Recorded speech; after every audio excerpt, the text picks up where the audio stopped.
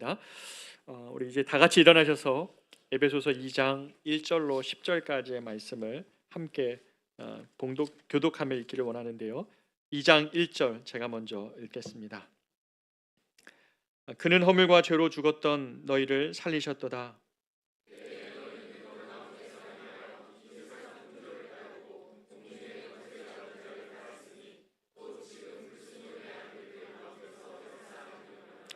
전에는 우리도 다 그 가운데서 우리 육체의 욕심을 따라 지내며 육체와 마음에 원하는 것을 하여 다른 이들과 같이 본질상 진노의 자녀이었더니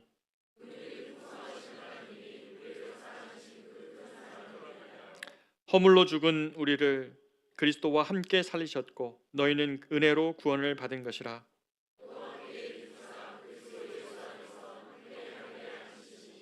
이는 그리스도 예수 안에서 우리에게 자비하심으로써 그 은혜의 지극히 풍성함을 오는 여러 세대에 나타내려 하심이라.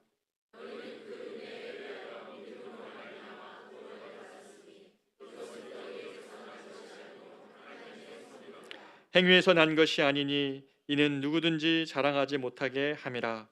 우리는 그가 만드신 바라 그리스도 예수 안에서 선한 일을 위하여 지으심을 받은 자니 이 일은 하나님이 전에 예비하사 우리로 그 가운데서 행하게 하려 하심이니라. 아멘. 자리에 앉겠습니다. 기독교인이 가장 좋아하는 단어 하나를 찾은다면 여러분 무엇일까요? 네, 은혜입니다. 은혜. 자격 없는 자에게 주어지는 되갚을 수 없는 호의, 바로 이게 은혜라고 제가 여러 번 말씀을 드렸던 것 같습니다. 그래서 사람들은 은혜라는 이름으로 이렇게 이름을 많이 짓기도 하고, 그렇죠? 또 자신의 이름으로 또는 자녀의 이름으로 이렇게 은혜라는 이름을 많이 짓죠. 저희 교회도 은혜홀이 있습니다. 중고등부 홀인데요. 그레이스 홀, 은혜홀이라고 우리가 명명했습니다. 전에도 말씀드린 것처럼 커맨시도 좋았지만 은혜홀, 이렇게 은혜 교회, 이런 생각도 해본 적도 있을 만큼 은혜라는 단어는 참 그리스도인들에게 마음을 충만케 하고 따뜻하게 하는 단어입니다. 하나님의 은혜, 이것은 그리스도인들의 삶을 아우르는 그러한 큰 우상과 같은 것이죠. 그래서 하나님의 은혜를 빼고 기독교로 설명할 수 없을 것입니다. 자, 그런데 문제가 있죠. 하나님의 은혜가 오늘날 너무 값싸게 취급을 받습니다. 하나님의 크신 은혜를 입었다는 말은 사실은 그 은혜가 더욱 도드라지려면 하나님께서 악을 향한 하나님의 진노를 모른다면 값싼 은혜가 되고 맙니다. 이게 무슨 말이냐면 오늘날 기독교가 회개함 없는 그리스도인들을 만들어 양상하고 있다라는 비판을 하는 사람들의 시각이 있는데요. 무슨 말입니까?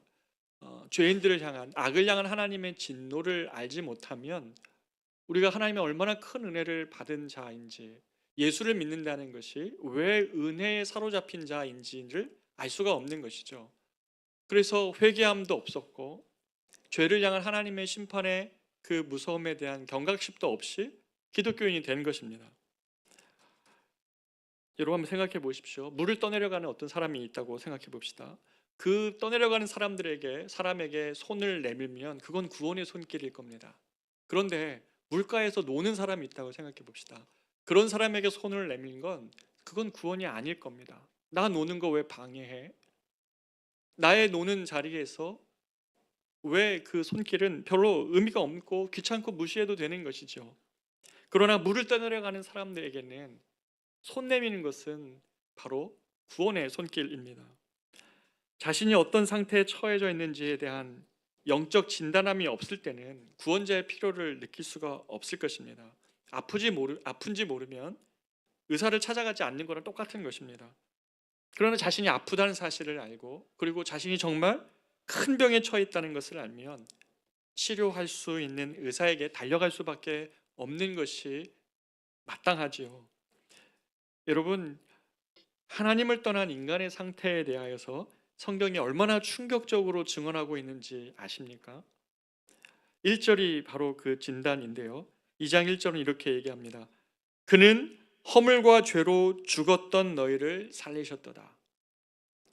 허물과 죄로 죽었던 너희를 살리셨도다 이렇게 말씀하십니다. 사실 여기는 이 살리셨다라는 단어는 헬라 원문에 보면 이 구절에 등장하지가 않습니다. 저 5절 끝에서나 가서야 살리셨다고 나오는 것입니다. 인간에 대한 진단은 뭐냐면 허물과 죄로 죽었다라는 것입니다. 우리는 이 구절에서 빨리 하나님의 살리심으로 넘어가고 싶죠.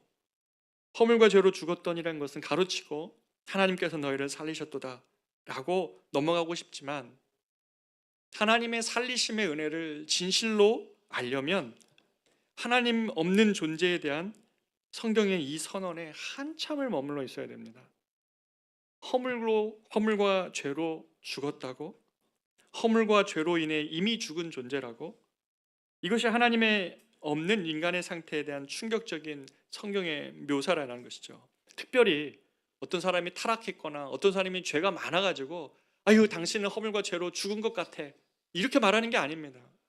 성경은 어떤 특별한 대상을 향해 얘기하는 것이 아니라 하나님을 떠난 인간 상태가 허물과 죄로 죽어있는 영적 상태라고 말한다는 것이죠.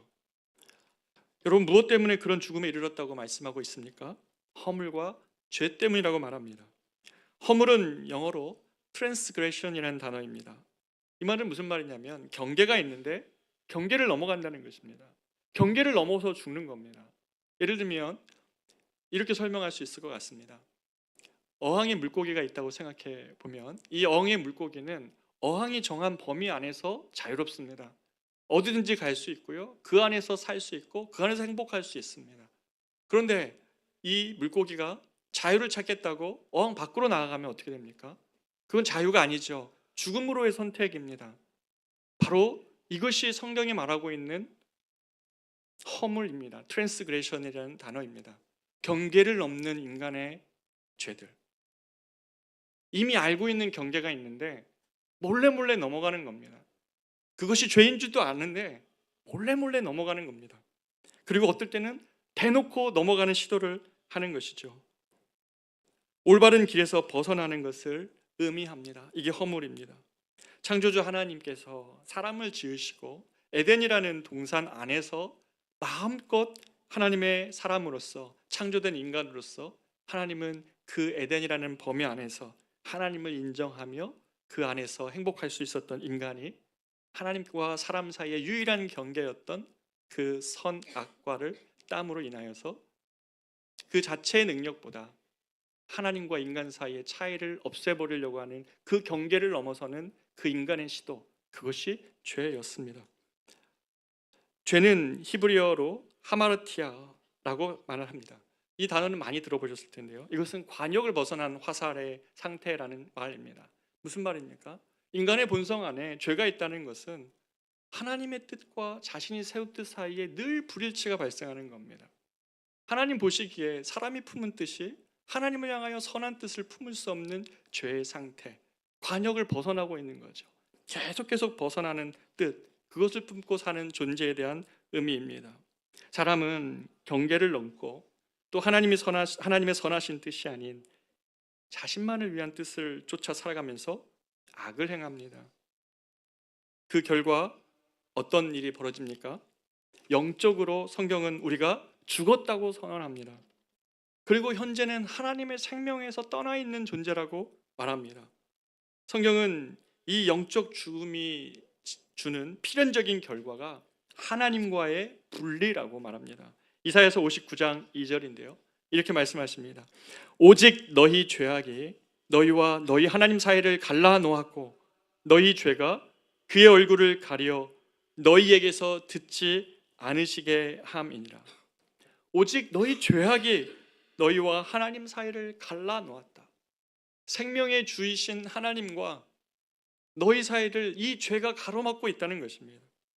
너희 죄가 하나님의 얼굴을 가리워서 마치 일식처럼, 하나님은 분명히 저기 계신데 죄가 그 하나님의 빛을 가리워서 하나님을 볼 수 없게끔 하는 것이 이 죄라고 말씀하시는 것이죠. 여러분, 그런데 우리가 밖에 나가가지고 만약에 사람들에게 이 말씀을 들고 나가서 여러분의 영혼은 죽었습니다, 예수 믿지 않는 여러분의 영혼은 죽어 있는 것입니다 라고 말하면 사람들 어떻게 반응할까요? 오늘날 매우 기분 나빠할까요? 당신이 뭔데 나를 위해 나에게 그렇게 말할 수 있냐고. 아마 또 이럴 겁니다. 실제로 우리가 날마다 세상에서 경험하는 세상은 나보다 건강하고 잘 살고 있는 것 같은데, 여러분 헬스장에 가보면 제일 부실한 게 저거든요. 근데 그런데 제가 사람들에게 당신의 영혼은 다 죽었습니다 이렇게 말하면 사람들이 받아들일까요? 그렇지 않을 겁니다. 어떤 사람은 학자와 같은 고매한 정신의 세계를 살고 있는 사람도 있고, 또 쾌활하고 활기차게 에너지를 가지고 있는 사람도 많이 있습니다. 이게 우리가 세상을 경험하고 있는 우리의 현실인데, 성경은 뭐라고 얘기하냐면 그리스도 밖에 있는 사람은 허물과 죄로 죽었다라고 선언한다는 것이죠. 그리스도의 구원하심이 없으면 그들 역시 죽었다고 말할 수 있는가? 여러분, 이것 주저가 될 수 있습니다. 그러나 우리가 예수의 생명이 없는 존재가 참으로 죽어 있는 존재라는 사실을 우리가 믿어야 합니다. 어떤 의미에서 그런가 하면, 그들은 이 예수 그리스도의 십자가의 사랑과 죄의 용서하심과 그들의 영혼을 향하여 주님이 베푸신 구원에 반응할 수가 없습니다. 예수 그리스도 하나님에 의하여 창조되었고 하나님을 위하여 살아갈 수 있는 존재들인 인간이 하나님 없이 살아가는 의미에서, 아무런 반응을 할 수 없다는 의미에서 죽은 것입니다. 하나님을 사랑할 수도 없고 하나님을 아빠 아버지라고도 부를 수 없는 가련한 인생에 인간의 자신의 삶으로 자신의 인생을 개척해야 되고, 무엇이 선인지 무엇이 악인지 스스로 정의해야 되는 이러한 세상 속에 살아가는 그들이 하나님을 향하여서는 아무런 반응할 수 없는 존재로 살아가기 때문에 그들은 허물과 죄로 인하여 죽은 것 같다고 말씀하시는 것입니다. 하나님 없는 삶은 참으로 살아있으나 영적으로는 죽어있는 존재라는 선언을 우리가 할 수 있어야 됩니다. 하나님을 위해 창조되었고 하나님을 위해 지음받은 존재가 아무런 반응을 할 수 없는 이것이 영적으로 죽어있는 상태이죠. 이것을 우리가 정말 그렇구나, 하나님의 사랑의 다스림을 거절하며 사람들이 사는구나 라고 인정할 때에만 사람들의 비극이 보입니다. 사람들이 얼마나 하나님 없이 스스로 살려고 아둥바둥하고 있는지 그것이 드디어 보입니다. 하나님 없이 살아가는 인생들이 왜 출구 없는 집 안에서 그렇게 출구를 찾기 위하여 애쓰는 것처럼 살아가는지 그때서야 보이는 것입니다. 자신에게 닥친 문제를 스스로 해결할 수 없는 세상의 비극이 보이고요, 하나님에 의해 창조된 사람들이 하나님 없이 살아가는 삶의 힘겨움과 고단함도 그때서야 보이는 것이죠. 영적으로 죽어 있구나. 여러분, 그렇다면 도대체 이 허물과 죄는 어디서부터 비롯되는 것입니까? 성경은 세 가지 삶의 양식에서 이 허물과 죄가 비롯된다고 말씀하고 계시는데요, 성경 전체를 통해서도 이 세 가지인데 사도 바울은 오늘 에베소서 2장에서도 똑같이 강조합니다. 그 세 가지는 뭐냐면 세상과 육신의 욕심과 그리고 마귀를 따르는 것에서 비롯됩니다. 그리스도인이 되기 전에 사람들은 사람들의 상태를 주관하고 사람들에게 명하는 것은 바로 이 세상과 육신과 마귀인데, 먼저 세상 풍조입니다. 1절 한번 보겠습니다. 1절 2절을 읽어보면 그는 허물과 죄로 죽었던 너희를 살리셨도다 라고 말씀하시면서 주님이 그때 너희는 그 가운데서 행하여 이 세상 풍조를 따르고 라고 말씀하십니다. 허물과 죄로 죽으며 행하는 그 삶의 모습의 행동 양식이 뭐냐면 세상 풍조를 따라가는 겁니다. 여러분, 그리스도가 없으면 우리가 이 세상 풍조에서 브레이크를 걸고 나는 다른 삶을 살 거야 라는 선언을 할 수 있습니까? 사람들이 다 이리로 몰려가는데 나는 그 길로 가지 않고 다른 길로 가려고 하는 내적 힘은 어디서 오는 겁니까? 오늘날 TV와 인터넷 매체, 대중문화가 전파하는 그런 생각에 사람들은 다 갇혀 살죠. 내가 봐야 될 뉴스조차 알고리즘을 통하여 저절로 다 뜨고, 나의 욕망이 무엇인지 여러분의 페이스북을 보면 다 알 수 있죠. 여러분 유튜브 검색한 걸 보면 다 알 수 있습니다. 여러분 무엇을 위하여 여러분의 시간을 쏟는지 이미 다 알 수 있습니다. 우리는 세상 풍조에 따라서 살아가는 사람들입니다. 문화적 속박이죠. 마치 키가 고장난 난파선에 타고 있는 것처럼 이 세상의 사상과 가치와 생활의 물결에 따라 이리저리 표류하며 삽니다. 이것이 이 세상 풍조 속에서 우리가 살다가 짓는 죄들입니다. 두 번째는 공중권세 잡은 자, 즉 사단의 유혹과 지배에 놓인 삶입니다. 사람들은 오늘날 이 마귀나 이 마귀의 명령하에 있는 존재들에 대해서 말하는 것을 매우 거북하게 생각합니다. 오늘날 교회도요, 이 사탄의 존재에 대해서 잘 이야기하지 않습니다. 성경은 사탄은 단수고 사탄의 졸개들인 귀신은 복수로 항상 씁니다. 사탄과 마귀는 한 같은 존재이고요. 그러니까 사탄과 그의 휘하의 존재들이 있다는 사실입니다. 그런데 사람들은 오늘날 이런 존재들에 대한 인식을 하지 않죠. 두 가지 방식으로 사단은 사람들을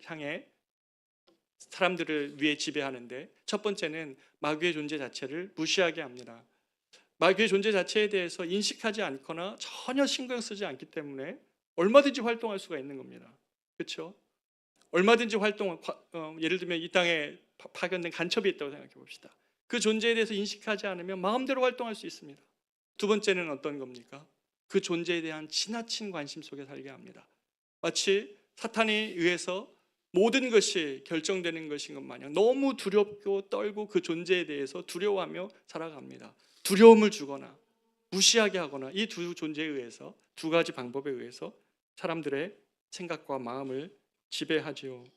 그러나 여러분 생각해 보십시오. 공생의 시작 전에 예수님이 사단에 의해서 시험을 받으셨습니다. 사단은 이 영적 세계를 지배하면서 비그리스도인들 사이에서 적극적으로 활동하고 있다라는 것이 성경의 진단입니다.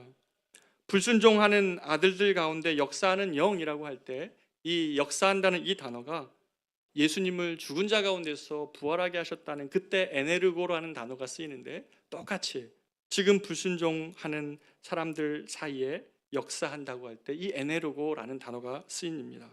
사단은 하나님 행하신 일을 정확히 반대로 역사해서 모든 죄는 이 사단의 유혹과 그리고 시험 속에서 그리로 사람들이 끌려가고 그리고 그들의 지배 아래 또는 그들의 유혹 아래 넘어간다는 것이죠. 이것이 바로 사단이 하는 일, 공중 권세 잡은 자에 의해서 사람들이 죄를 짓는 모습입니다. 그리고 우리를 속박하고 있는 세 번째 영향력이 있는데요, 이것이 우리의 육체의 욕심입니다.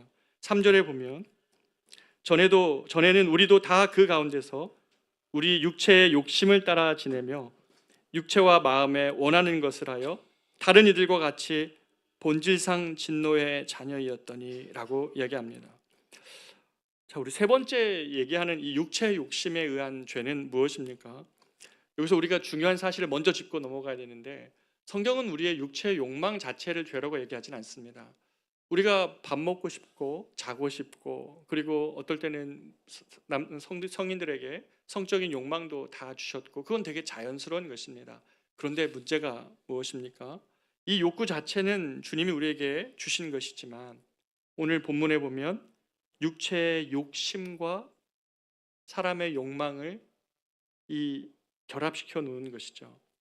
우리의 마음에 우리가 원하는 것 자체가 문제가 아니라 이것이 욕심과 결합하면 이게 문제가 된다는 것입니다. 어떻게 해요? 식욕이 폭식이 되죠. 어떻게 됩니까? 내가 먹는 것만 관심이 있는 것으로 변하는 것입니다.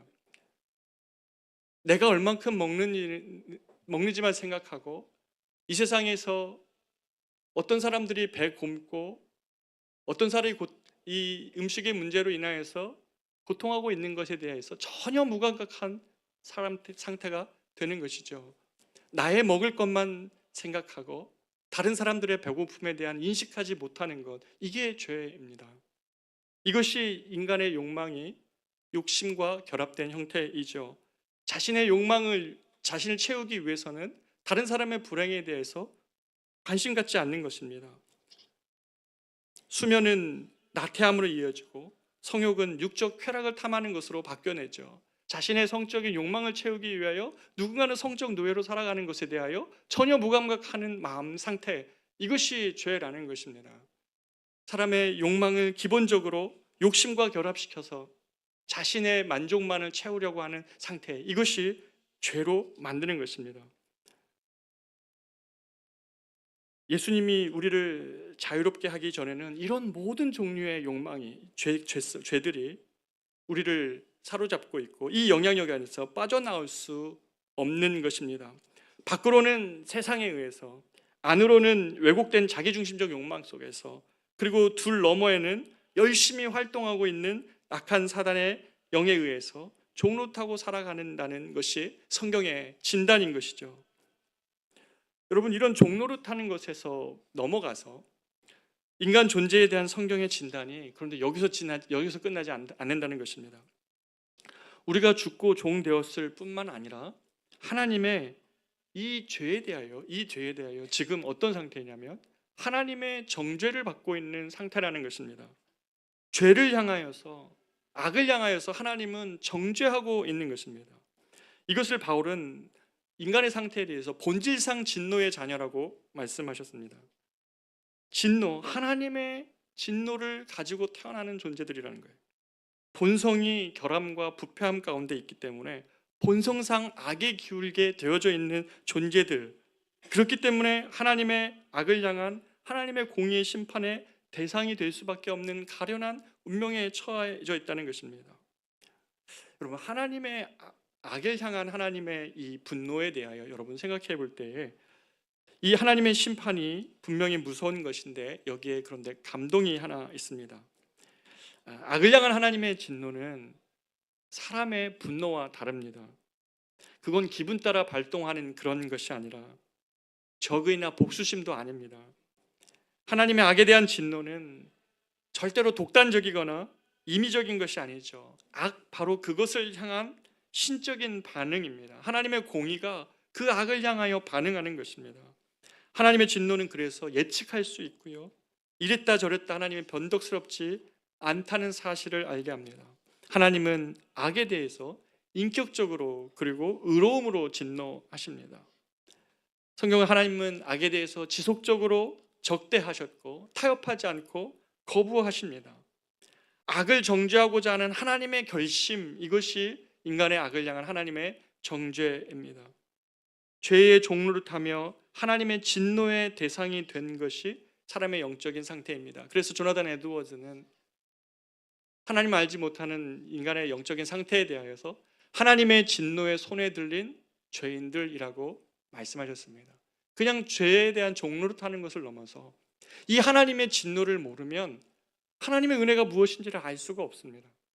하나님의 진노 앞에 선 죄인들, 여러분 하나님의 공의를 좋아하시죠? 그리고 공의라는 단어를 사람들은 굉장히 중요하게 생각합니다. 그런데 하나님의 공의 앞에서 사람들이 이 하나님의 진노 앞에 서 있다는 사실에 대하여서는 눈을 감으려고 합니다. 하나님은 하나님의 이 악을 향한 무서운 진노를 받아내는 운명에 처해 있는 것이 사람들의 상태인데, 그런데 가장 결정적인 것은 바로 이것입니다. 그러나 이런 하나님의 진노 앞에서도 악인들은 속으로 이렇게 생각한다는 것입니다. 시편 36편 1절 2절인데요. 같이 한번 읽어보겠습니다. 시작.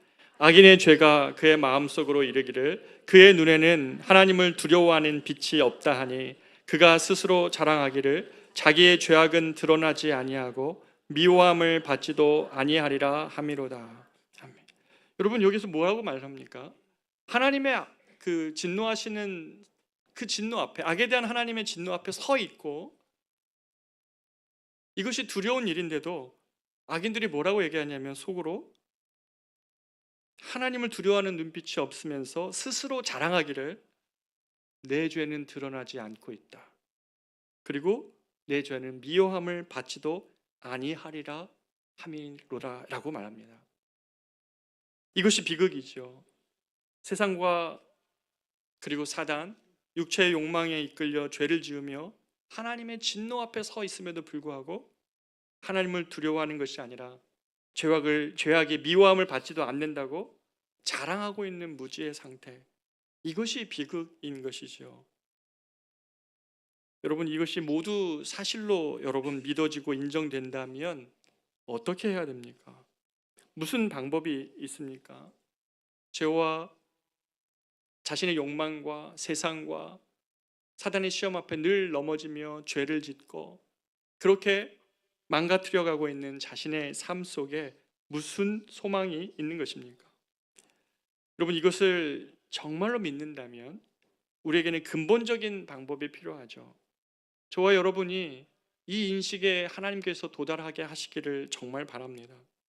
근본적인 내 자신의 안에 있는 이 병에 대한 근본적인 치료책이 필요한데, 이것은 이 비참한 상태를 향한 근본적인 치료책은 하나님 마음 그 자체에서 다시 시작된다는 것입니다. 그것이 무엇입니까? 4절 이하인데요. 4절을 보면 여러분 펜이 있으시면 성경 4절 앞에다가 이러한 표현을 하나 적어 놓기를 바랍니다. 그러나라는 단어를 그 앞에 가로치고 한번 넣어 보시기를 바랍니다.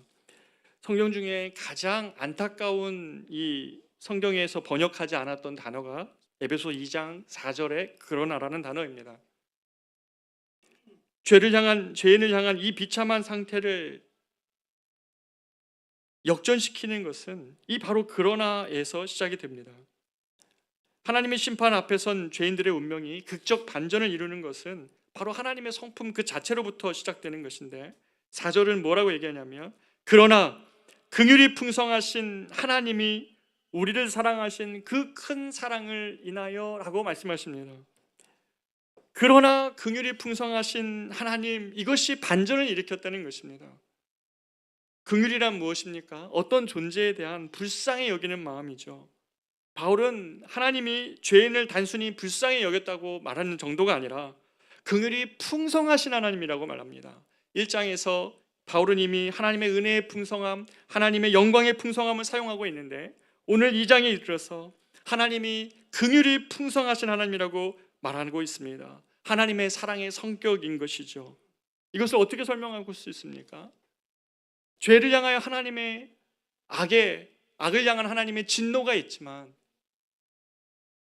이 진노보다 더 강하게 하나님 안에서 역사하는 하나님의 성품이 있는 것입니다.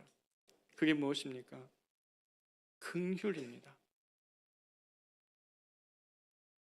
자신의 악을 향한 진노, 그거보다 더 크게 자신 안에서 작동하는 하나님의 긍휼, 이것이 구원의 시작입니다. 이것이 하나님의 사랑의 성격입니다. 죄인을 사랑하시는 바보 하나님이시죠. 왜 죄인을 사랑하십니까? 악을 향해 분노하고 죄의 종로를 타며 스스로 문명을 돌이킬 수 없는 그들을 향해 하나님은 한없는 긍휼로, 애끓는 긍휼로 그를 바라보고 계신다는 것이죠. 이것이 하나님의 사랑의 성격입니다. 좀 괜찮고 가능성 보이고 예뻐 보이는 존재를 향해서 하는 사랑은 하나님의 사랑 아니어도 됩니다. 누구나 다 그렇게 사랑할 수 있습니다. 하나님의 사랑을 오해해서 안 됩니다. 그러나로 시작한 이 사랑, 자신의 긍휼이 악을 향한 자신의 진노를 덮을 만큼 우리를 향하여서 구원의 손길을 내미시는 그 하나님의 긍휼이 구원의 시작인 것입니다. 가능성이 없기 때문에, 예쁘지 않아 보였기 때문에 그 안에, 자신 안에 한없는 긍휼을 발동하시는 그런 하나님이신 것이죠. 예전에 제가 청년회 때 우리 청년들을 데리고 여름에 수련회를 한번 이렇게 모험을 해봤어요. 우리가 뭐 어떨 때는 말씀 수련회도 있지만 우리가 이 땅에 지금 이 시대의 주님의 마음을 가지고 한번 시대를 섬겨보자. 그래서 청년들을 4팀으로 나눠가지고 이 땅에 가장 주님이 지금 오시면 같이 있을 것 같은 곳에 같이 가자, 이렇게 해서 4개로 수련회를 나눴습니다. 한 팀은 어디로 갔냐면, 그 당시가 IMF 때였으니까 서울역 노숙자를 섬기러 갔고, 두 번째는 마석에 갔어요. 외국인 노동자들, 정말 그때 97년 8년 이때였으니까 정말 너무나 허름한 곳에서 어려운 취급당하고 있는 그들에게 가서 같이 수련회를 진행을 했습니다. 또 한 팀은 저기 용인 쪽에 있는 우리나라에서 가장 심한 지체장애자들이 있는 곳이었습니다. 진짜 저는 거기로 갔는데요. 정말 여러분 딱 그 아이를 봤어요. 몸만 남아있고 사지가 없어요. 어린아이가 여기서 여기로 이렇게 굴러서 이동하는데 이 존재를 향하신 주님의 뜻은 무엇일까? 정말 많이 질문하고 같이 그 아이를 휠체어에 태우고 롯데월드를 갔는데 그렇게 좋아하는 거예요, 이 아이가. 또 한 팀은 저기 안산에 코시안 아이들, 외국인 노동자의 아이들로 이 땅에 태어나서 여기도 속하고 저기도 속하지 못하는 그런 코리안 에이시안 아이들, 이 아이들을 섬기러 네 팀으로 나눴습니다. 그래서 가서 3, 4일 동안 그들 섬기고 와라. 주님의 마음이 무엇인지, 이 땅을 향한 주님의 마음이 무엇인지 보고 와라. 그리고 보고 다 같이 모였습니다. 저기 분당에 가면 새빛 전원교회라고 있습니다. 그 새빛 전원교회 거기 가서 저녁에 다 모아서 같이 자신의 사역 발표하고 하나님은 어떤 마음을 주셨는지 발표하고 저녁에 같이 바베큐 파티하고 그렇게 수련을 마쳤는데요. 모든 청년들이 하는 얘기가 똑같습니다. 그 수련회가 가장 기억에 남는다고. 우리가 그때 했던 말은 다 동일했습니다. 긍휼에 풍성하신 하나님, 긍휼이 풍성하신 그 하나님이 어떤 사랑으로 사람들을 사랑하고 계시는지를 우리가 그들을 섬기면서 오히려 섬긴 것이 아니라 주님의 마음을 보고 온 것이죠. 긍휼에 풍성하신 하나님이 우리를 사랑하신 그 큰 사랑을 인하여 주님이 4절 6절에서 이렇게 말씀하십니다. 허물로 죽은 우리를 그리스도와 함께 살리셨고 또 함께 일으키사 그리스도 예수 안에서 함께 하늘에 앉히시니, 이렇게 말씀하십니다. 여러분, 하나님의 긍휼이 이러한 존재들을 향하여 발동하였을 때에 주님이 이 하나님의 풍성하신 긍휼로 인하여 우리에게 하신 일이 무엇입니까? 바로 예수님의 죽으심과 부활하심, 그리고 하나님의 보좌 우편에 앉아 계심을 우리가 지난 1장 마지막 부분에 생각했는데요. 우리가 신앙생활할 때 예수 그리스도의 죽으심과 부활하심과 그리고 승귀하셔서 보좌 우편에 앉아 계심을 생각할 때 그것을 예수님의 일로만 생각하면 안 됩니다. 기독교 신앙은 예수님이 행하신 일에 우리가 같이 동참하게 하시는, 연합하게 하시는 은혜를 입었다는 것에서 놀라움이 시작이 됩니다.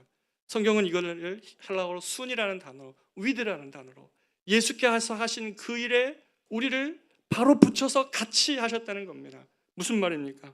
죽으심의 자리에서 같이 살리심을 입었고 같이 일으키심을 입었고 같이 하나님의 보좌 우편에 앉게 하시는 인간의 존재 상태에 대한 완전한 변화를 예수 그리스도와 함께 같이 하셨다는 이 선언이 기독교 신앙의 위대한 선언인 것입니다.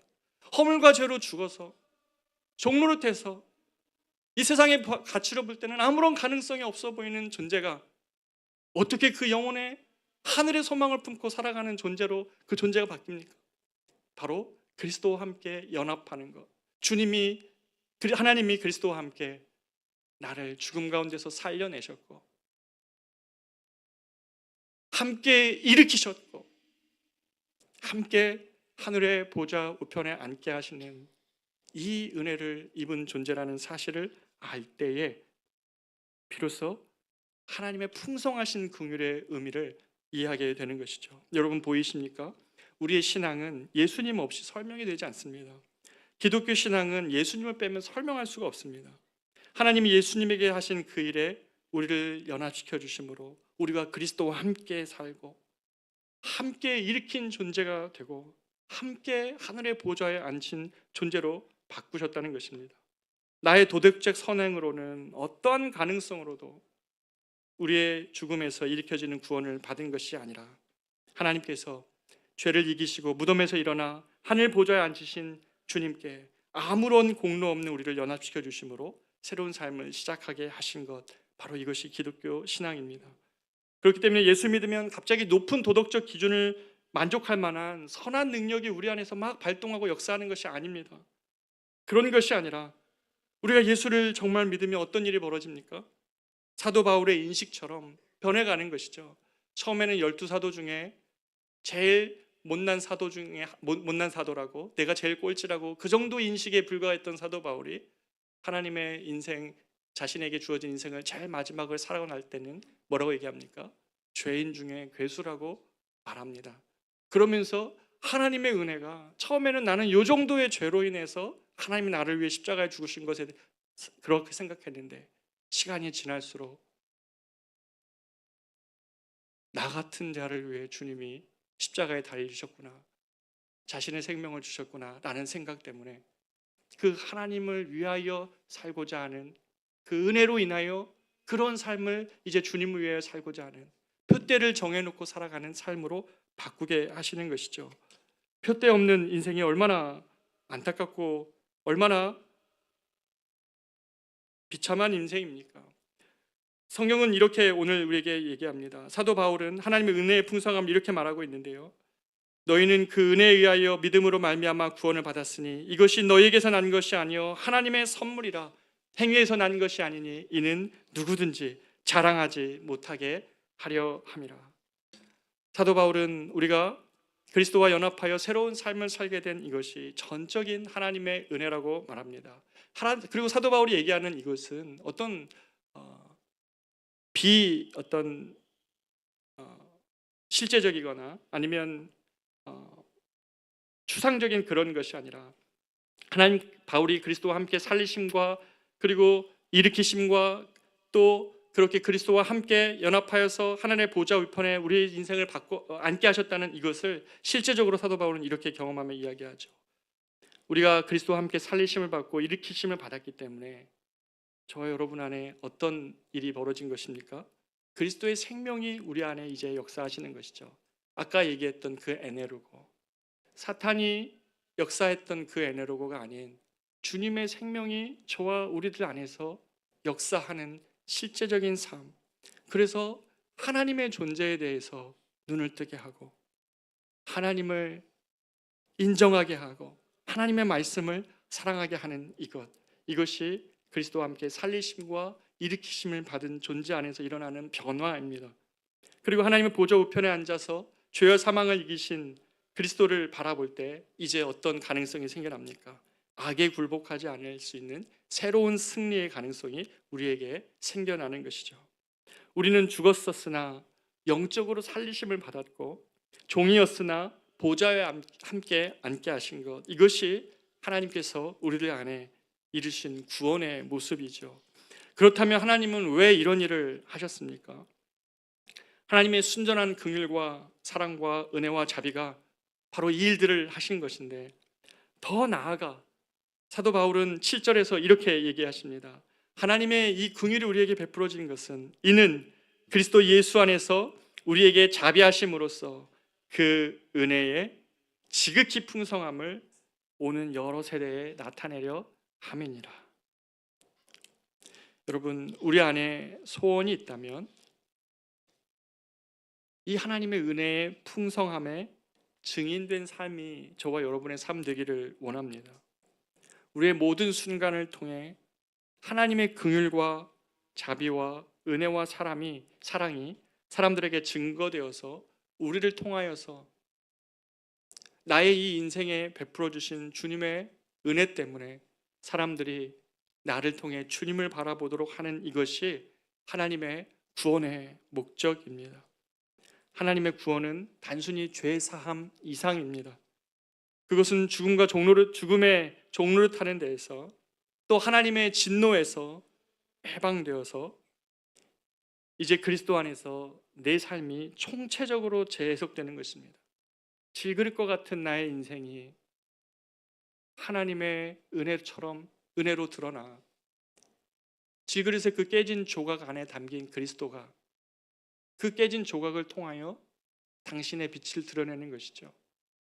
그래서 그리스도인들은 완벽함을 추구하는 것이 아니라 자신의 깨짐과 상함과 약함을 자랑할 용기가 생겨납니다. 남들에게 나의 허물과 죄도 말할 수 있습니다. 왜요? 그런 나에게 베푸신 하나님의 지극히 크신 은혜가 무엇인지 알기 때문에 그렇습니다. 이런 인식이 그리스도인에게 드러나는 것이죠. 살리심을 받았고 높임을 받고 하늘에 앉히시는 이 기막힌 은혜를 증거하는 것입니다. 이런 총체적인 구원에 이루어졌다는 것을 알게 되었을 때에 바울은 드디어 자신의 결론에 다르고 있습니다. 바울은 우리가 이렇게 얘기하죠. 10절에 우리는 그가 만드신 바라라고 말합니다. 여기서 만드신 바라라고 할 때 이 단어는, 만드신 바라는 단어는 창조할 때 창세기 1장 1절에 바로 그 단어입니다. 창조 때 사람을 만드신 바로 그 단어 그대로 쓰고 있습니다. 다시 말해 우리가 그리스도 안에 있으면 재창조의 가능성, 재창조, 새로운 삶이 시작되었다는 것을 의미하고 있는 것입니다. 이 새로운 삶을 그리스도 안에서 주님은 약속해 주셨습니다. 이 새로운 삶을 주님은 선물로 우리에게 주신 것입니다. 그렇기 때문에 이 선물과 같은 삶에 이런 이야기를 하면 안 되죠. 죄가 더한 곳에 은혜도 넘치다는 말로 자신의 죄를 정당화하는 것이 아니라 하나님의 은혜 때문에 선한 일을 위하여 지으심을 받은 자라는 새로운 정체성을 가지고 살아가는 것입니다. 10절 보시면 우리는 그가 만드신 바라 그리스도 예수 안에서 선한 일을 위하여 지으심을 받은 자니 이 일은 하나님이 전에 예비하사 우리로 그 가운데서 행하게 하려 하심이라. 아멘. 우리가 그가 만드신 바라 그리스도 예수 안에서 선한 일을 위하여 지으심을 받은 자라는 새로운 정체성을 가지고 살아가는 것이죠. 사랑하는 여러분, 무엇이 우리의 인생을 바꿀 수 있습니까?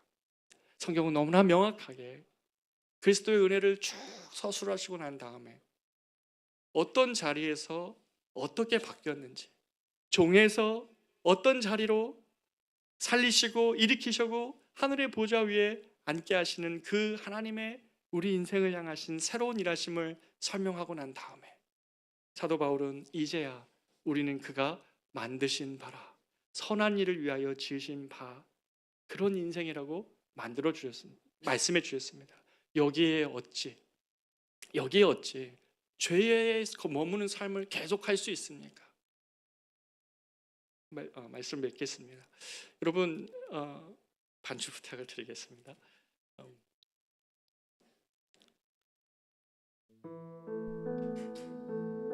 제가 이 말씀을 나누는 것은 지난 한 주에 어떤 남자분과의 대화 때문에 그렇습니다.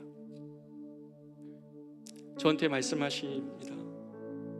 목사님들이 죄에 대하여 명확히 설명하지 않기 때문에 은혜만 말하기 때문에 사람들이 죄에 머무는 건 아니냐고. 예, 맞습니다. 기독교의 심장이 은혜에 있기 때문에 그렇습니다. 여러분, 그러나 성경이 말하고 있는 은혜를 보십시오. 성경이 말하고 있는 은혜는 죄를 모른 척하는 것이 아닙니다. 죄를 향하신 하나님의 무서운 진노가 그 안에 있습니다.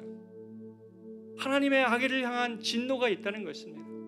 그러나 당신의 긍휼이 더 크시기 때문에 그 긍휼로 그 사람의 존재를 바꾸어 죄로 인하여 망가뜨린 그의 인생에 경계를 넘어가면서 가정을 파괴하고 있고 마음 안에 품은 뜻이 주님의 뜻과 멀어서 날마다 세상 가운데서 목적 없이 떠돌아다니는 인생 속에 주님이 오셔서 새로운 구원으로 새로운 삶으로 초청해 주시는 바로 이것이 구원의 총체적인 의미입니다. 죽음으로부터의 부활, 종로를 타는 것에서부터 해방, 정죄로부터의 구조뿐만 아니라 새로운 삶이 그리스도 안에서 시작되었다. 그리스도 안에서 만드신 바라고 말씀하시는 것입니다. 그래서 구원은 새로운 창조입니다. 오직 은혜로 받은 구원이라고 사람들은, 비평가들은 이것 때문에 사람들이 계속 죄에 거한다고 말하지만 아닙니다. 진정한 하나님의 은혜를 알면 죄 가운데 거할 수 없습니다. 하나님의 그런 크신 은혜를 알고도 죄에 거할 수 없는 것입니다. 그렇기 때문에 참된 은혜를 받은 사람은 그 은혜가 그를 선하신 주님의 뜻을 이루는 삶으로 이끌어 갑니다. 그것이 기독교입니다. 그것이 은혜에 사로잡힌 기독교입니다. 그래서 존 파이퍼 목사님은 하나님의 은혜가 우리를 그런 선한 삶으로 이끈다고 말합니다. 그러나 톰 라이트 같은 그런 분들은 이렇게 얘기하죠. 당신이 구원받았음을 행위로 증명하라고. 예, 맞습니다. 구원받은 자는 행위로 행위의 열매가 드러나야 됩니다. 그러나 그것이 증거가 될 수는 없습니다. 증명할 수 없습니다. 다만 하나님의 은혜가 우리를 그런 삶으로 이끌어갑니다. 이것을 성경은 이렇게 얘기합니다. 은혜 가운데 자라가라. 은혜 가운데 강해져라. 은혜의 보좌 앞에 나아오라. 어떤 인생이라도 그리스도 안에서 새로운 시작을 할 수 있기 때문에 하나님의 그런 악의 심판대 앞에 있는 사람일지라도 당신의 긍휼로 그의 존재를 바꿔내시는 분이 주님이시기에, 사랑하는 저와 여러분의 인생에 이런 하나님의 새롭게 시작하자고 손 내미시는 그것 때문에 우리는 신앙을 가졌고, 그것 때문에 우리는 이 신앙을 전파하는 것입니다. 이 세상에 하나님의 은혜의 긍휼로부터 벗어난 자가 아무도 없기에, 가장 가능성 없는 그 자 안에서도 하나님의 은혜를 기대할 수 있는 것이 기독교 신앙입니다. 가장 가치 없어 보이는 세상에서 그렇게 보이는 존재일지라도 하나님의 은혜보다, 긍휼보다 강할 수 없다는 것을 알기에 그를 향하신 주님의 은혜와 긍휼을 기대하며 그리스도를 전하는 것이 기독교 신앙인 것이죠. 사랑하는 여러분, 이 은혜가 우리를 선한 삶으로 바꿔갑니다. 이 은혜를 기억하고 은혜 안에 자라가며 여러분의 삶의 자리가 하나님의 이 새로운 시작의 자리 되게 하여 달라고, 하나님의 생명이 역사하는 우리 가정 되게 해달라고, 깨어져 버린 여러분의 관계와 고통하고 있는 그 문제들 안에 주님의 이 생명의 역사가 역사해 달라고 우리가 같이 그렇게 기도하며 찬양할 수 있는 것입니다.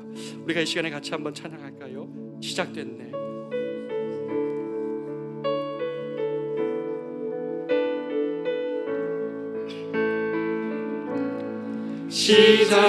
시작됐네.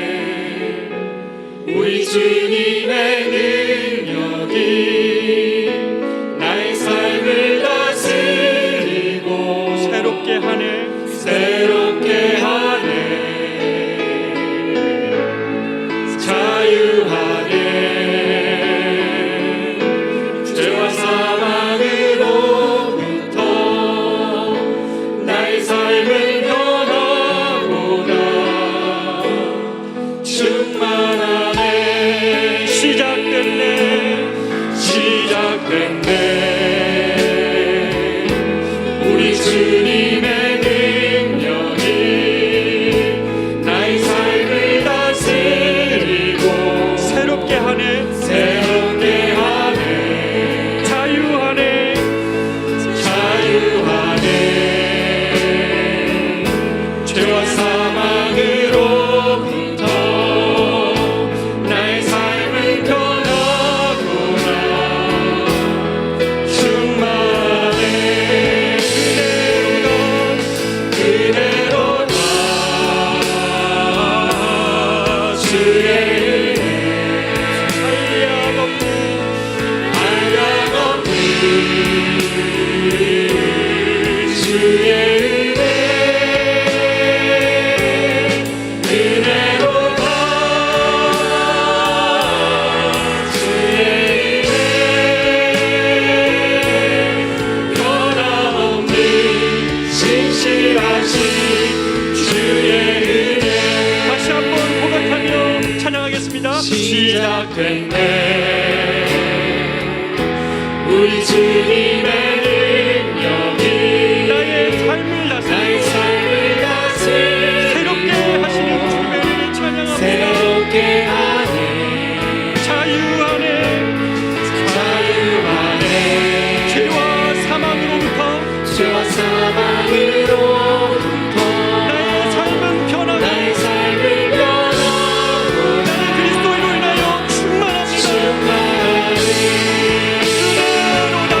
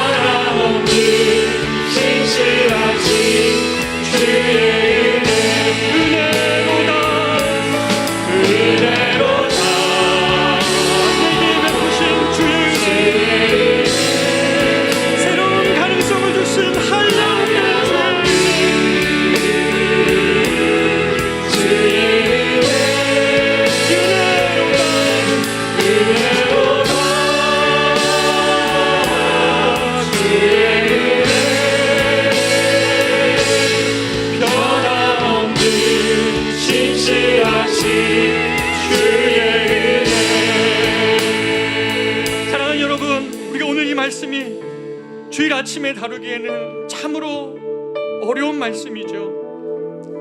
주일 아침에 여러분의 마음을 좀 편하게 해드리고 또 위로해주고 싶은 마음은 목회자 마음이 있습니다. 그러나 우리가 하나님의 은혜를 제대로 깨닫지 않으면, 하나님의 은혜를 너무 값싸게 여겨 자신을 죄에 방치하는 삶을 계속해 갑니다. 여러분, 그렇게 가면 망합니다. 그렇게 가면 죽고 맙니다. 여러분의 심령 안에 하나님의 은혜를 값싸게 여기는 죄가 있다는 사실을 압니까? 하나님의 진노 앞에 섰던 자신을 하나님께서 죽음 가운데서 일으키시고 다시 살리시고 일으키셔서 하늘의 보좌 우편에 앉게 하셨다는 이런 놀라운 하나님의 은혜가 있음에도 불구하고 그 은혜를 모르는 척, 아닌 척 그렇게 살아가고 여전히 죄 가운데 거하는 것, 여전히 경계를 넘어서 가정을 무너뜨리고 여전히 경계를 넘어서가면서 주변의 사람들을 고통하게 하고 여전히 관역에 빗나간 인간의 욕망 속에서 그렇게 하나님 삶을 망가뜨려가는 그러한 세상에 동조하며 살아가는 것, 여러분, 이것은 그리스도인의 삶에서 그리스도의 은혜를 아는 삶과 너무 먼 삶입니다. 우리가 이 시간에 하나님 앞에 한번 회개함으로 나아갔으면 좋겠습니다. 오 하나님 아버지, 내가 주님의 은혜를 값싸게 여기는 하나님 이러한 삶으로 너무나 오랫동안 익숙해 있습니다. 주여, 하나님, 내 삶의 새로운 시작을 일으키신 주님의 은혜에 내가 반응하면서 하나님 선한 일을 위하여 지으신 바 된 것처럼 하나님, 우리 가정 가운데, 우리 하나님 일터 가운데, 내 삶 가운데, 우리 자녀의 인생 가운데 새로운 일을 일으키시는 주님의 은혜를 하나님, 내가 이제는 하나님 붙들고 살기를 원합니다. 주여 함께하여 주십시오. 우리 같이 한번 기도하며 나아가기를 원합니다. 기도합니다. 하나님 아버지, 이 시간 기도합니다. 사랑하는 주님, 우리 모든 사람들에게 이제는 우리가 그리스도 안에서 하나님 지으신 바, 하나님 새로운 우리 모두가 만드신 바, 하나님의 백성들에게 하나님 이런 하나님의 새로운 시작에 하나님 위대한 선언을 하신 주여, 이제 그리스도 안에 있으면 새로운 비전을 나고 주는 약속까지 주여, 하나님 아버지, 이 생명의 이 하나님 가운데서 역사하여 주시옵소서. 우리 가운데 죄가 비워지게 하여 주십시오. 죄에 방치하며 경계를 넘어뜨리고 아내를 속이고 남편을 속이고 자녀에게 하나님 부끄러워 주시라고 이 세상 가운데서 하나님 가고 자신 주님을 감당하지 못하는 그런 존재에서 우리는 하나님 그런 존재에서 하나님 아버지, 하나님 우리 안에서 새로운 시작을 선언하신 주님, 하나님의 갑자기 그것을 하나님 그렇게 살아가는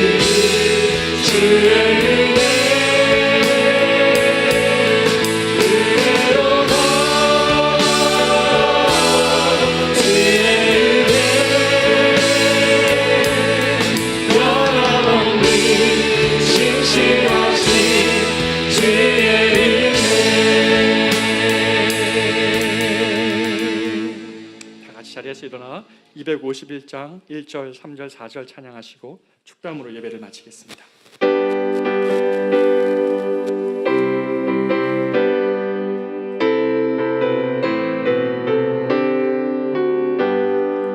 놀랍다 주님의 큰 은혜 우리의 죄를 속하시려 갈보리 십자가 위에서 어린 양 보혈을 흘렸네 주의 은혜 우리의 죄를 다 씻었네 주의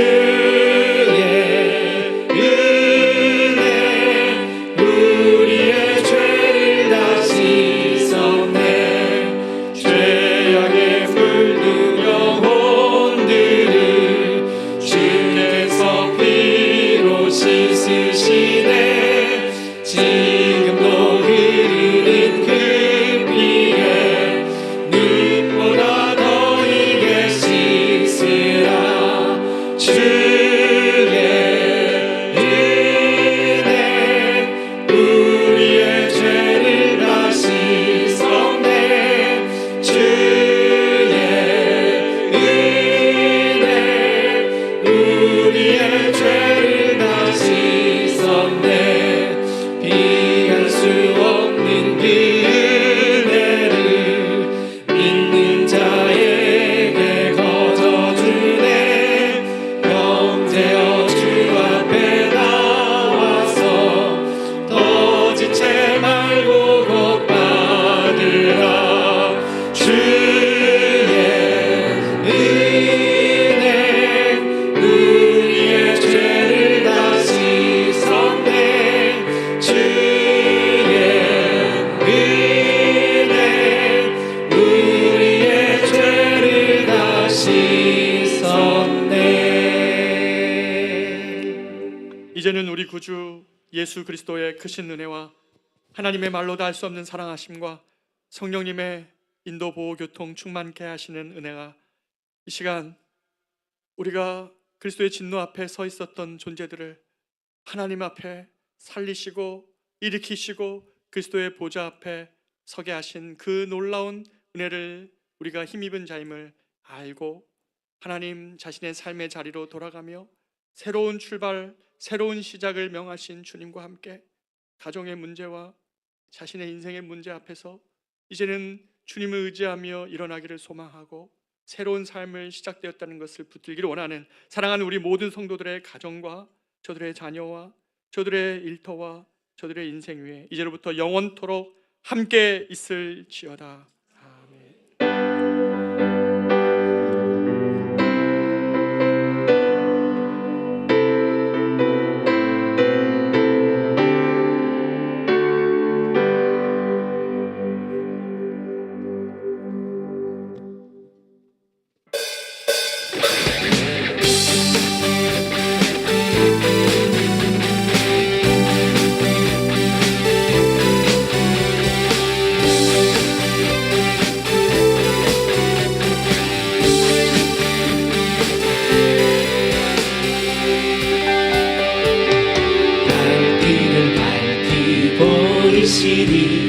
주 앞에 빨리 나갑시다. 우리를 찾는 구주 예수 곧 오라 하시 갈 길을 밝히 보이시니 주 앞에 빨리 나갑시다. 우리를 찾는 구주 예수 곧 오라 하시네.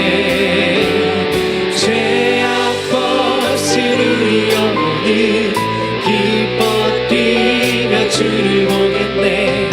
하늘에 계신 주 예수를 영원히 섬기리.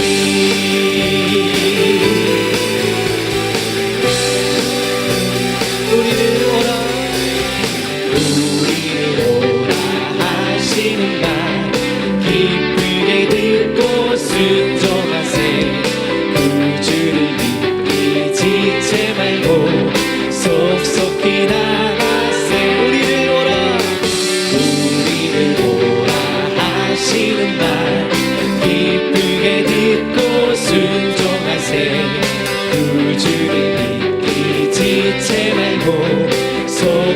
지나가세 죄악 벗으리 영혼은 기뻐 뛰며 주를 보겠네 하늘에 계신 주 예수를 영원히 죄악 벗으리 우리 영혼은 죄악 벗으리 영혼은 기뻐 뛰며 주를 보겠네 하늘에 계신 주 예수를 영원히 섬기리